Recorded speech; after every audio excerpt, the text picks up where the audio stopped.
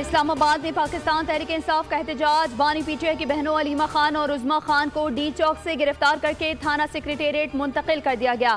इस्लामाबाद में सोहान के करीब पीटीआई कारकुनान का पुलिस पर पथराव, 3 पुलिस एहलकार जख्मी हो गए। वफाकी वज़ीर दाखिला मोहसिन नकवी का इस्लामाबाद का फ़िज़ाई दौरा, सिक्योरिटी इंतजामात और मजमूई सूरत हाल का जायजा लिया। IG इस्लामाबाद अली नासिर रिजवी मीडिया से गुफ्तगू में बोले, 30 कारकुन गिरफ्तार कर लिए गए हैं। आईन और कानून के मुताबिक मुज़ाहिरीन से निपटेंगे।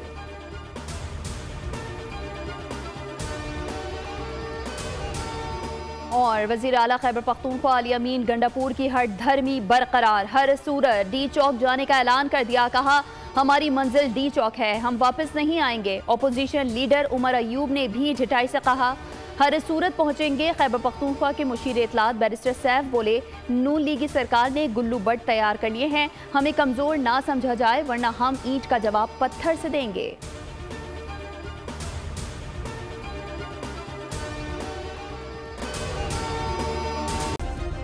सब्सक्राइब करें और बेल दबाएं ताकि कोई खबर रह न जाए।